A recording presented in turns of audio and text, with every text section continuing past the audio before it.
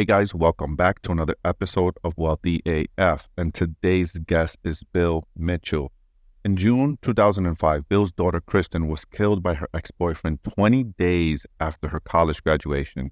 Kristen's family was faced with the decision to concentrate on healing themselves or use their experience to help others who might face a similar situation one day. When Dating Hurts, the memoir, is a detailed account of everything the Mitchell family learned the hard way, beginning with the call nobody wants from police detectives. Bill and his wife, Michelle Mitchell, cannot bring Kristen back, but they have done so much to save the lives of countless other young women and men.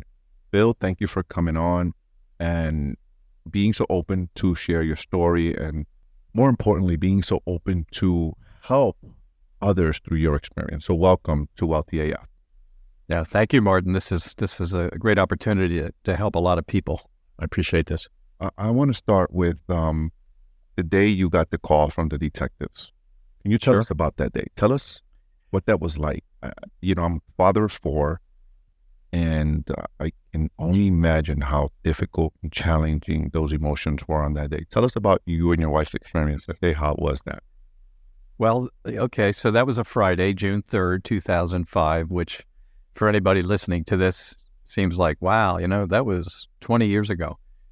For someone like me, for people in my family, it's 20 years of yesterdays. It seemed like it was just yesterday. My daughter at that time was at St. Joseph's University, just outside of Philadelphia. I lived just outside of Baltimore, so that puts us about 125 miles apart at that time. My wife and son were at a graduation party for someone's high school graduation. And after work that day, it was kind of a rainy day here, kind of a nasty day. But after work, I actually joined up with my parents at a restaurant and was leaving there, was driving back in the rain, the wipers are going, and I got a call from local detectives. A woman called me, spoke with me, and said that she needed to meet with me. She needed to tell me something.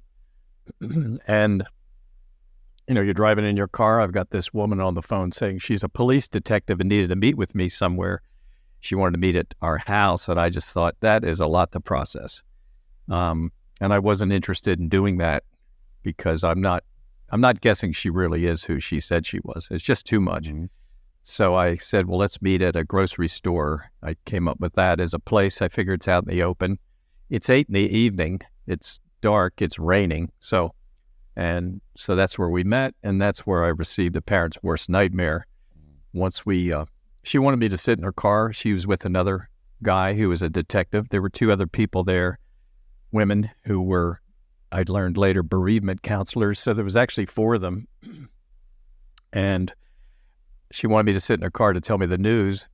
And I said, you know what, I'd rather just stay here by the automatic doors of this grocery store. And what do you need to tell me? Just tell me. And that's when she said, I'm really sorry to inform you that today your daughter was murdered by her boyfriend. And then your life's on a whole different path at that point. And it was on me then to collect my wife and son, get my parents, and here it is Friday evening, bring them all together in our family room in our home and say, look, here's what happened today. I just found out. And your life's all different. Tomorrow you're looking at in cemeteries and going through funeral homes and making decisions that you thought you'd never have to make, and having it sink in that a lot of birthdays and holiday get-togethers, things like that, won't be like they were going to be. So, yeah, that's pretty much the first 12 to 24 hours. At what point did you decide, right? Because I can only imagine the pain. At what point did you and your wife decide that we're going to take this horrible experience and use it to help others and help empower others? It's a good question. So, in the very beginning like that, all you know is what you have to do next. And you're bouncing between what you need to do next and how you feel. And you're in a crazy place. I mean, you're in an awful place. I mean, you wake up crying your eyes out for weeks. But, the first job was to get to a cemetery, get to a funeral home, make decisions. She was in Philadelphia. Her body was evidence. They had to examine her for a number of days, and the guy that did it, and talk with him and all of that. So we didn't know when we could do a funeral. We couldn't just pick an opening in the week. We had to kind of wait for them to bring her here. Anyway, so that's all going on. I will tell you, Martin, that first night I had a thought after I had spoken with my son and wife and my parents. My wife's parents had already passed away. But I thought that somehow in all of this, there will be what I'll call a huge responsibility, meaning the way we carry ourselves from this point on will make a huge difference. We could just shatter and fall on the floor and pull back and just be miserable. But I didn't see that happening. So I thought it was a responsibility somehow. And I realized too that there could be some opportunity in this. I had no idea what that was going to be. No idea. I didn't picture myself running around and giving speeches about this or writing a book or anything. But in the first week, it was just about getting through the funeral and coming back to a very quiet house at that point. And then the next thing on your mind is getting together with police detectives, all those people in Philadelphia, and hearing their version of where do we go from here. We're operating with a blank sheet of paper. I don't know how any of that stuff works at that time. I know now very well how all that works. But the whole idea is, what's going through your mind is, why did he do it? He stabbed or slashed her 55 times, Martin. And that is some kind of fury.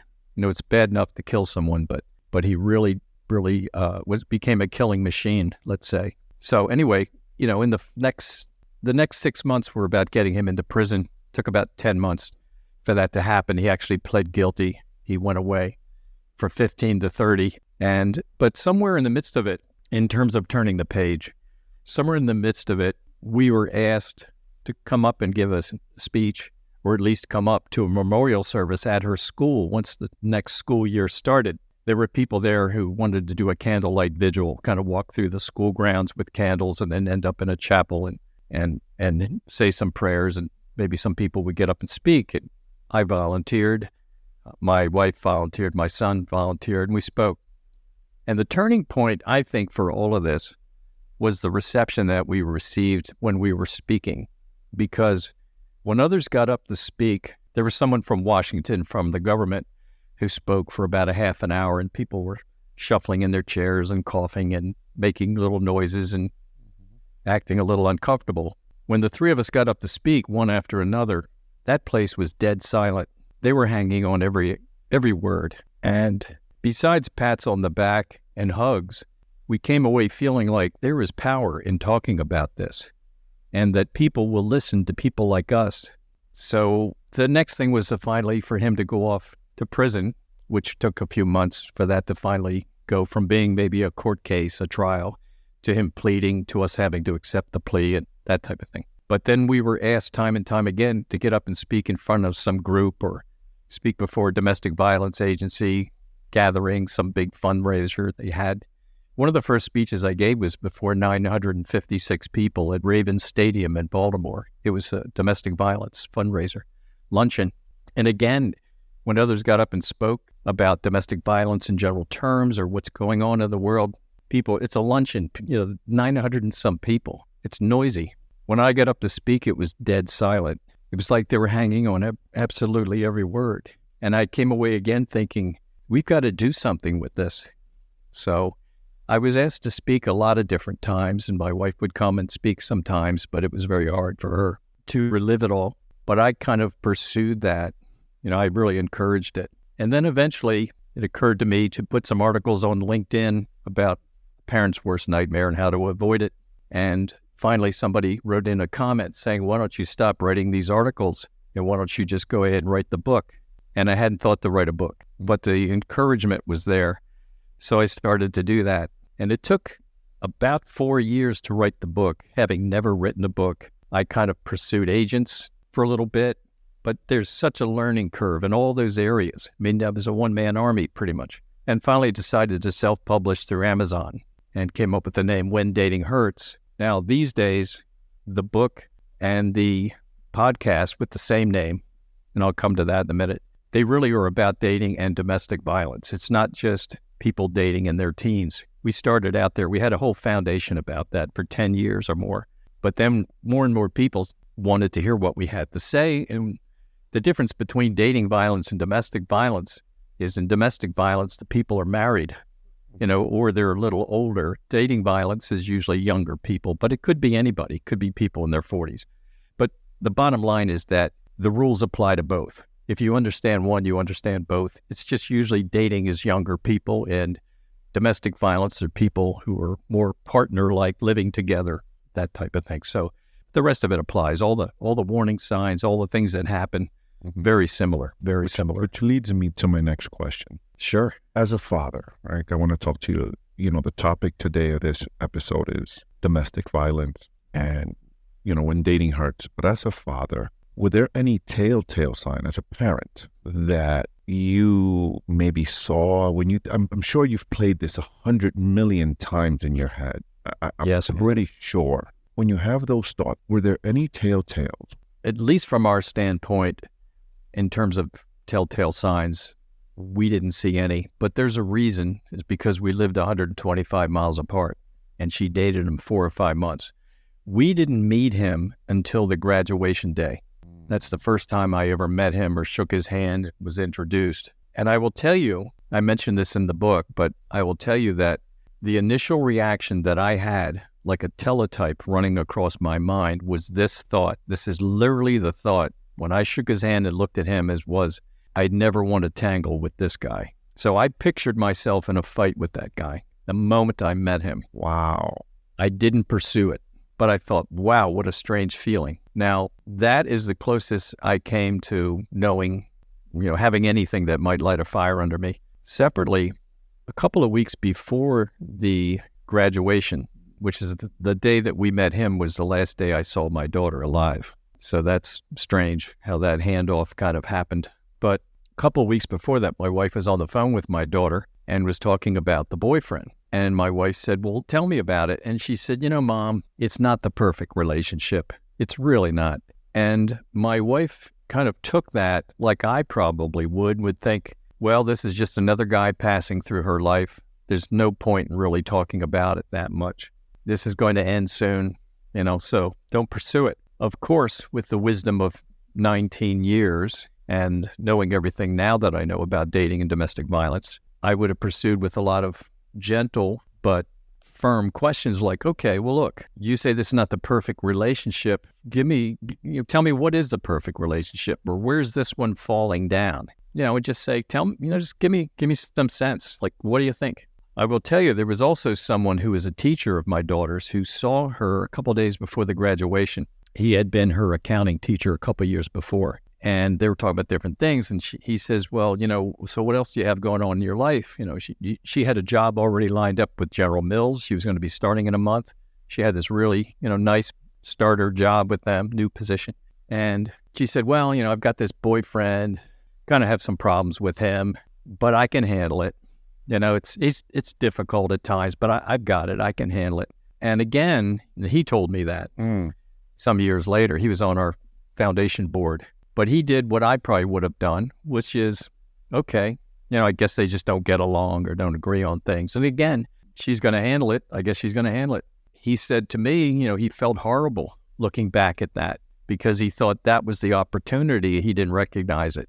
Again, follow up like, okay, well, can you tell me what makes it difficult? Now, chances are, I don't know how forthcoming she would have been, but those opportunities will present themselves. Now, getting to what you asked me, there are warning signs of an unhealthy relationship, Martin, and they all fit very neatly under an umbrella, which is power and control of one person over another person in some kind of a dating or some kind of a partnering, let's call it, relationship. So it's controlling and dominant behavior. It can be somebody who is extremely jealous about every part of your life. It maybe doesn't really like you having other friends, not just guy friends, but friends, just friends. Maybe doesn't even like you wanting to spend Saturday with your family, who are no threat to you at all. Could be somebody who, to keep you in your place, maybe comes up with some nicknames for you or some put downs. Let's say they keep going to making fun of the way you look or making fun of your name or coming up with variations. Related to the jealousy is someone who has different tactics for trying to isolate you. keep you all to himself or herself, because this goes either way. It's not just, obviously the stereotype is some guy abusing a girl, but it could be women to women, men to men, and it could be the woman is the dominant person, although usually it's guys, and that's why we fall back to that. But another sign could be someone who's checking your cell phone. You leave the room and you walk back in and someone's going through your text messages.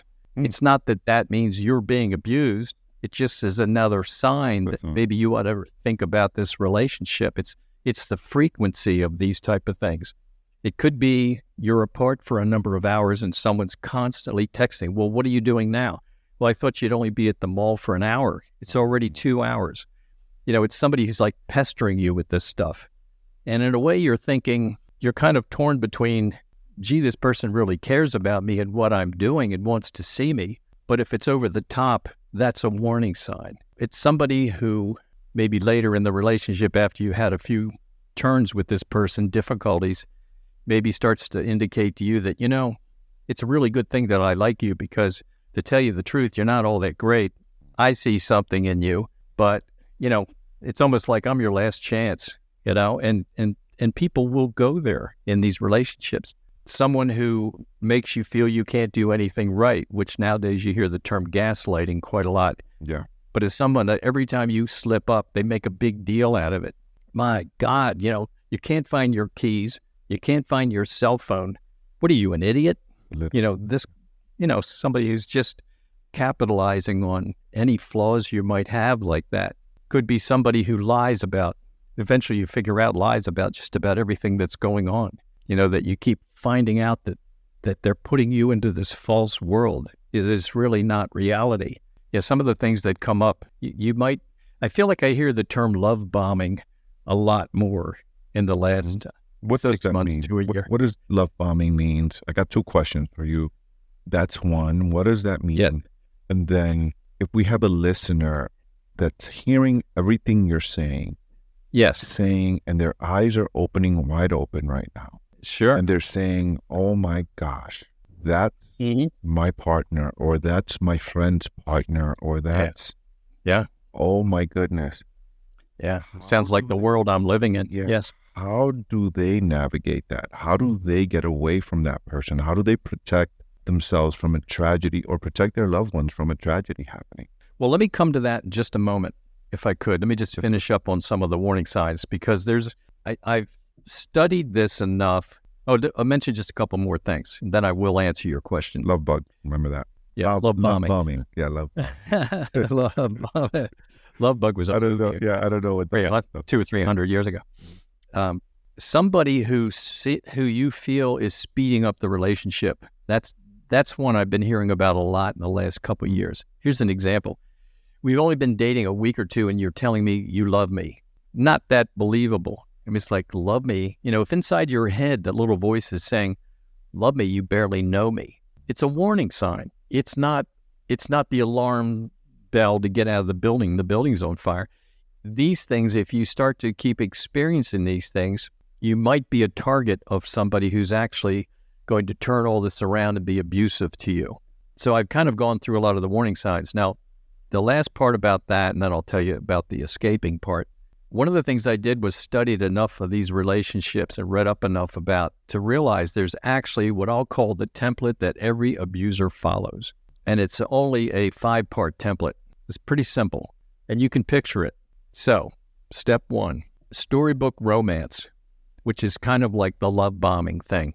Okay, so what is that? Well, wow, I met this incredible person.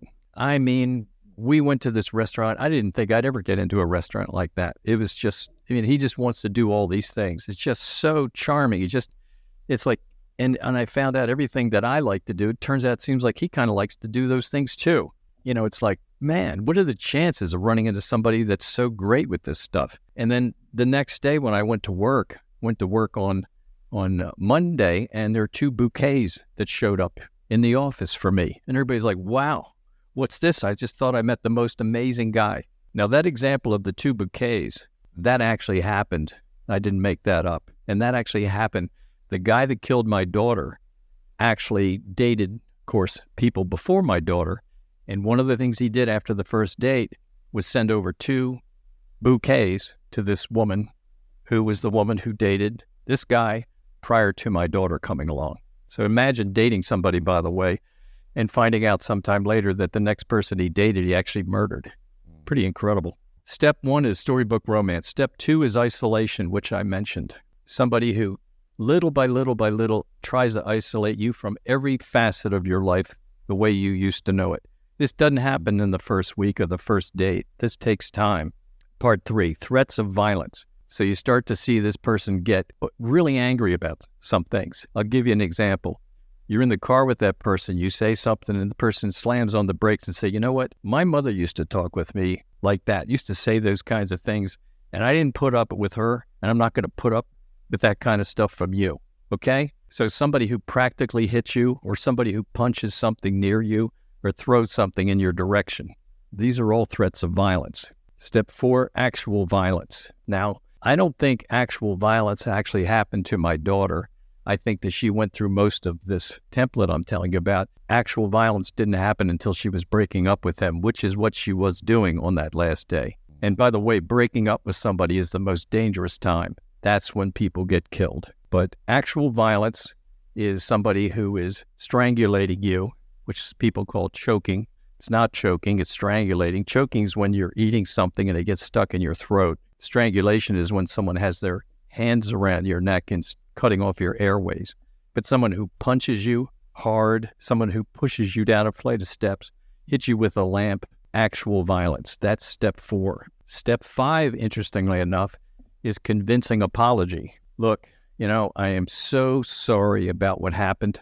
I've had a miserable week. This other guy in my office who's been there less time than I have got a promotion. I didn't. I'm so sorry. This has never happened before. It'll never happen again, I promise you. Why don't we get a nice meal? If the guy smashed your cell phone, he'll go out and get you the latest iPhone, try to make good, and all of a sudden, things are kind of nice for a while. And that is because we go back to the top of the list. We go back to storybook romance. Now you have better behavior from that person. Wow, I like him. This kind of reminds me of the way he was in the beginning. More isolation, more threats of violence, more actual violence, more apologies. So it's a loop. It's a loop. Yeah. So how do you get away? Well, number 1, much like an alcoholic has to bottom out. An alcoholic has to reach the point where he or she says, I can't do this anymore. I'm ruining my life. Or I've lost my job. I lost my wife. I lost my kids. My parents won't speak with me. I was kicked out of my house. I lost my job, everything. I can't drive anymore. They took my license away. Every alcoholic has to reach the point where they bottom out and they say, I can't do this. Every person who's abused has to bottom out and say, I can't do this anymore. No one can do it for you. So you have to reach the point where you say, that's it, I'm done. And for a lot of people, it takes a long time for their eyes to be opened up enough to even believe they were being abused. I've talked with people who've been through the list I just talked with you about, and they don't see it. They just think, well, he kind of loses it once in a while, or he's difficult. But then, it could be really nice. And not everybody gets to see how nice he can be. Anyway, you have to bottom out. Then, wisely, you get help. You see a psychologist, or if you're in school, you're some kid in school, you see a counselor, or go to your parents if you think your parents can talk with you about it and not lose it. You go to a domestic violence agency. That's why they exist. You can call a helpline. There's the National Domestic Violence Helpline, which is 800-799-SAFE. You can call them.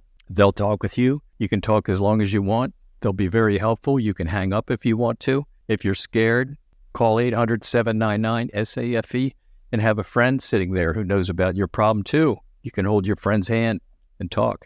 You both can talk. You can hang up. They're not going to send a SWAT team to your house. Okay, so it's very low pressure. You will go from being a person who's lost your power and control to this other person, and you can start to get your power in your life and your control back in your life, but you have to do it. Someone can't do this stuff for you. Give us an example, Bill. We have a listener that out there, and they're in this situation. How can they exit the situation safely? Like, they hear you, they're identifying it, they're saying yes. It's interesting because over the years, I know that person. Like, I know that personality trait. I've seen it.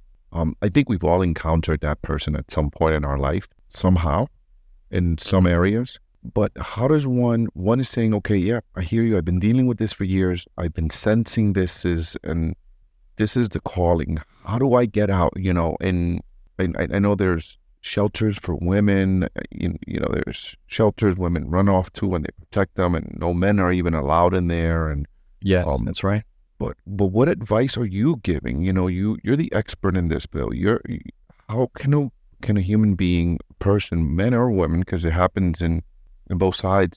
My wife and I saw a movie years ago, and it left an impression on us. And that channel, I don't know if you've seen it, Lifetime. It's a Lifetime movie network. It's the name. Years. I mean, I'm going back 20 years, and we still clearly remember the name of this movie, and it was Why Men Don't Cry. Because it left such an impression of us. And it was exactly the person it was a true story, by the way, exactly the person you just described, but in the female form. Yes. And this left such an impression on us because we would, up to that moment, we thought, like you said, it was mostly men doing it to women. But this was a woman, was abusive. Everything, that whole 5-step loop we just talked about, boom. But I mean, textbook to the T. So, but there's a lot of resources for women where women can go. Women's Resources, that's the name of the place I'm thinking. It's called Women's Resources. Women can go there with their children and they're protected, they're safe. And it's, but how does someone get out of the relation safely? Maybe there's children involved, Bill. Well, again, I would direct them, the first step that I would direct them to is to share this with someone else. Like share this with a trusted friend. Share what's going on in their lives. You go to a friend, it could be your sister, could be your friend, could be your mother, depending, you have to know the person, like how will they handle it? You go to that person and you say, look, you're not going to like this news because you know him and you see him a certain way. Maybe he's terrific. Maybe he's a little edgy sometimes. I don't know. But you say, look, I'm dating Nick. I'll just use that name. That's the name I use in the book for the guy that killed my daughter. But I'm dating him, and maybe you see certain things, but I'll tell you, this relationship is not as wonderful as it might look from the outside. This is what I'm going through. Now, I should also say that the person receiving this information, and this is important, that person needs to believe you. The last thing the person who's confessing that this thing is going on, the last thing that person needs is for you to go, nah, come on, he's not like that. Or, well, why are you in this relationship? What are you, stupid? Don't do that stuff. You're going to want to pounce on that person because this is bad news. And it looks like poor judgment. You can't do that. Your job is to help facilitate what that person maybe is trying to do, which is get out of there. So if you ask questions, it would be like, well, how do you feel about this? Well, what do you think you should do? Well, what are you comfortable with? Well, how about let's call this hotline number? Well, let's maybe go to a domestic violence agency. Now, this could be men or women, okay? So I would tell men who are in those circumstances, like you mentioned, to do the same thing I would tell women to do. And the first thing would be get help, get professional help. Your parents, if you go to your parents and finally say, look, this thing's going on and it's gotten bigger than I can handle. I'll tell you right now, your parents don't know what to do. If you have two parents, your father might think, well, look, I'm going to go see this guy and I'm going to kick his butt. Okay. That's exactly that's the There are a lot of people on both sides of that equation who are buried today because they thought they'd intervene, go over there and set things straight. Doesn't work. Too dangerous. Don't do it. I mean, how horrible for the father to go over there and do this. Things get crazy and the father kills somebody and dad's in prison. That's not a very good outcome. Okay, and maybe he didn't even kill the other guy, but dad's in prison for what he attempted to do, okay? So you don't want to mess with that stuff. You need to get professional help. People in domestic violence agencies, they have seen it. Most of them have actually been down that street. Either it happened to them and they decide to go work for a DV agency, domestic violence. Who knows? But they know about this stuff. You will never think of all the possibilities of things that could happen better than someone who does this for a living, who is trained, who does seminars, who has maybe experienced this. Mm-hmm. Okay, so that's really important to get real help. Okay, now what they will do is they will come up with what they call either an escape plan or a safety plan. Now you could be married with 3 kids or you could be a 14-year-old dating somebody. Okay, there's a lot of differences in escape plans, of course. But if you're married, you have bank accounts, or if that person has weaseled their way into your bank accounts, okay, maybe it's your partner you're living with, boyfriend, but girlfriend, let's call it. A lot of times these people, these control people, these abusive predators, they'll weasel their way onto your checking account or whatever you've got, or will actually have maybe credit cards taken out in your name that they use on Amazon, etc., and they'll drain you dry. So the people are at different states of depth, of difficulties. So you need to go to somebody who can recognize that and say, you know what, when we get finished talking, I need for you to go over and talk with the people in our financial department because they're going to help you with this. I mean, I spoke with a woman 3 weeks ago on my podcast who was hundreds of thousands of dollars in debt because her husband had been a bad guy for 15 years and she just discovered it. That's a Grand Canyon of trouble. So yeah, get professional help. That's what I would tell people to do. Your escape plan will not look like anybody else's escape plan. And you have to get out safely. Yeah. I mean, you may find out that if you were living in Maryland, you'd be better off living with your aunt in California. I've met someone who did that. So yeah, I've met people that when he went off to work that day, she had it prearranged with the church group to come to the house and take all of her belongings and put them in vans and drive away. That was part of her escape plan. Very different from a 16-year-old. Yeah, very, very different. Okay, sure. So I got two final questions for you, my friend. Sure. How can we better educate young people and adults about warning signs of unhealthy, abusive relationships? Well, for instance, there is a website that's called Love is Respect. It's not my website, but Love is Respect is a great place to go, and it's actually dialed into teens, and it's very easy to read. It's the latest information. They have an assessment quiz on there, let's say, if you want to do the quiz. You go down a list of, does your friend or does your boyfriend do this, yes or no? An assessment. If you get to the bottom of 10 questions, you've checked off 7 or 8, chances are you're dealing with somebody who is, if they haven't given you a lot of trouble, will eventually give you a whole lot of trouble. So that's a good thing. So I would say that's a great place to go to. What's that website? Repeat that website again. I think that's super valuable. It's called loveisrespect.com. Loveisrespect.com. Yes. Loveisrespect.com. Yes, it's a great place to go. I can't help but say that my book tells the story of what happened with our family, but then the last part of the book goes into the warning signs I've been talking about, talks about the template. I told you the 5-step template, storybook romance all the way down to convincing apology. That's in there. There are stories from survivors that I put at different places within the book where you can hear real stories. The only thing different is I changed the name of the person to protect that person. But that's a good place. And honestly, my podcast, which has 144 episodes at this point, also called When Dating Hurts. And I should tell you that somewhere in the next 6 weeks or so, it'll turn over 1 million downloads so far. It's been around for 3 years. That's outstanding. That is outstanding. Congratulations, I know. Bill. That's a huge accomplishment. Accomplishment. Amazing. 3 years ago at this time, it was 1,000. It's close to 1 million. I can't believe it myself, but I tally it up, and it's just crazy. And mostly it's survivor stories nowadays. I have people who talk about their teenage years. I got the financial abuse one I mentioned. I have all kinds of domestic violence and dating stories on there. I got 2 more questions. Yes. I know I said a minute ago. One question. I had 2 more questions, but I'm going to add one more. Tell us the most compelling story that you can remember that someone shared with you, either on your podcast or in person, that a person that got away. Tell us that story. This one will blow your mind because it blew my mind. In November of 2009, I was about to give a speech at a community college. The speech was supposed to start at 1 o'clock. At 12:30, this young woman came up to me. She looked like she's probably 28. She had a couple little kids with her.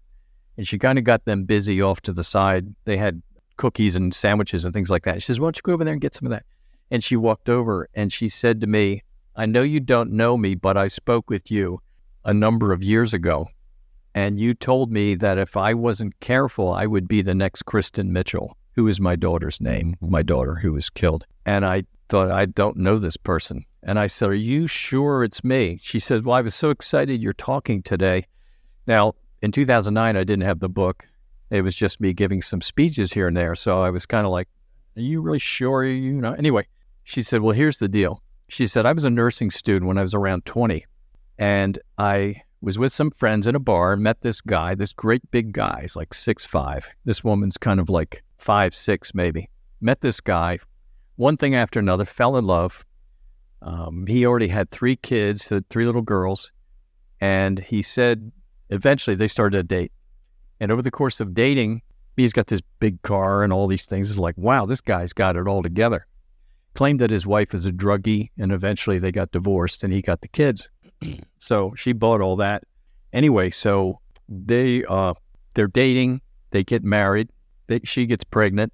In the midst of this, though, now we're starting to see the bad behavior, all the things I've talked about, all the isolation from her family. You don't need to talk with them. Your mother's a jerk, or, whatever he came up with. Just little by little. Doesn't happen on the first day. As I've said many times, if what happened on the first date with someone is what happens on the 30th date, you wouldn't date that person, because it gets worse in these relationships. Anyway, they get married. They're living together. He finds a way to get her to give up on the nursing career for now. You should do that later. You should be home with the kids. Okay. Anyway, now he's nasty. Now he's name calling. He's doing these things. Takes her credit cards away at some point. You don't spend money wisely. He takes the cards. Anyway, she's just about stuck in the house. Now he's physical. Now he's beating her up. Now he's flinging her across the room. Now she has a broken arm. Doesn't let her go to the hospital to get it fixed. She has to sort of figure out from her nursing background how to splint it herself. Anyway, again, she comes up at 12:30. The speech is at 1. Clock's ticking. It's 1:15. Okay. And she said to me, I was beat up a few times. I had bruises. I had to wear long sleeve shirts, when I went out on a hot summer day. This one instance, they got into an argument in front of the kids in their living room. They had a glass coffee table in there. At some point, he picks up this, they had some kind of an ornament or something there. I don't know, something hard. He smashes the coffee table. Then he takes it and starts hitting her in the head with it over and over. At some point, he figures he's killed her. So the kids are freaking out, of course, but then again, she's out. And he figures he's killed her. So he makes the decision, this is all figured out later, he makes a decision to drag her through the house and go out to his Hummer. He's got a big Hummer out there, puts her in the trunk because she's dead, puts the kids in the car, all 4 kids who have seen this happening, and they drive away. They leave Maryland, they go into Virginia, and he has a shovel along because he's going to now bury her in front of the kids. He's digging the hole. He puts her in it. And he also takes his son, who he had with her, who is 2 years old, puts him in the hole, and now is throwing dirt over her and the boy. The boy's being buried alive. The woman is presumed dead. Okay. Well, it turns out that dirt, even though it's August, he dug down enough that the dirt down there is cooler, and that cool dirt on her brought her around. She was unconscious, and this brought her back. Now she has to beg for her life, and eventually convinces him no one will ever know this happened. Just let me live. Pulls her out, dirt and all, with her cut head and broken skull and all that. Fast forward, now she's home, convalescing. Fast forward about another week after that happened, and she managed to get his cell phone. She didn't have any way to talk to anybody on the outside. Got his cell phone and told me that she somehow found my number and called me, and in a very cryptic way, I said to her, you have to get out of there or you will be the next Kristen Mitchell. So here I have somebody telling me that, and then what happened is, after she called me a couple days later, he was asleep. He was asleep again. She got the phone when he was asleep. Sleep again when cops came to the house because he had some tickets on his car. And she said to him, you guys need to leave here, come back with even more cops and raid this place. Right now, I'm going to go hide in the other room with the kids because this man is constantly, and she's lifting her hair up and showing where the cut was from the rock in the head and broken bones and, bruises and all. And that's when she got out of that relationship. Wow. So, yeah, I would say that one And that story's in the book too. Wow, that's crazy, brother. Wow, that's And by the way, story. when she and I finished talking, I said to her at 5 minutes of 1, I'm supposed to talk at 1 on a stage over there. I said, we have to stop talking because I need to go into the men's room and splash cold water on my face. I feel like I'm on fire, and I will talk with you when we're finished here. And she and I have been friends, and she's in the book, and I have interviewed her. Her name is Caitlin, and she's in my podcast. I'm going to look up her interview and listen to her story. Wow, that's really crazy. Yeah, that one stands out. Yeah, yep. That's a big one. Last question, and then we'll wrap this up. And that's, was there something that I didn't ask you that I should have asked you, or maybe something that you didn't share that you should have shared in our 45, 50 minutes together here that would have brought a tremendous amount of value to the listeners and myself? I would say that if you feel like you live in a neighborhood or are surrounded by people who this would never happen to, this doesn't happen around here. It's too icky. I don't even want to hear about it because domestic violence happens in some rough part of town with a whole different set of people. I would say to you, you're absolutely wrong. And it's not that this is a research team of one, and since it happened to us, it could happen to anybody. I've read enough about it. I've talked with enough people. I was just on a Zoom call yesterday with the Department of Health and Human Services. That's right there in Washington, D.C. These people study this stuff all the time. It can happen to anyone, and the only way you fend it off is by educating yourself about it. 1 in 3 women will suffer serious physical violence at the hands of an intimate partner during their lifetime. 1 in 3. 1 in 3. It's for real.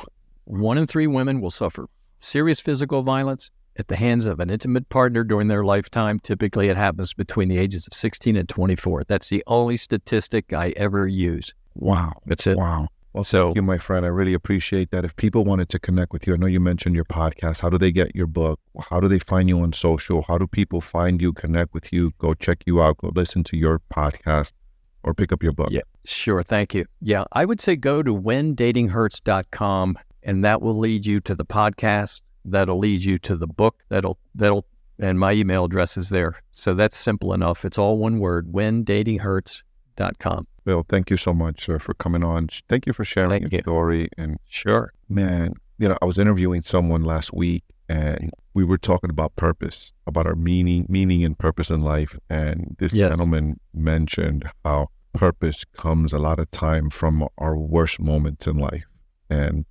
our most painful moments in life. And we have this moment like you did. We usually have this moment of, I don't know how, but I'm going to use this to help others in the future. And you're doing that through your podcast, your books, your speeches. Thank you. Thank you, sir. Really, really appreciate it. Yes. Thanks for this opportunity, Martin.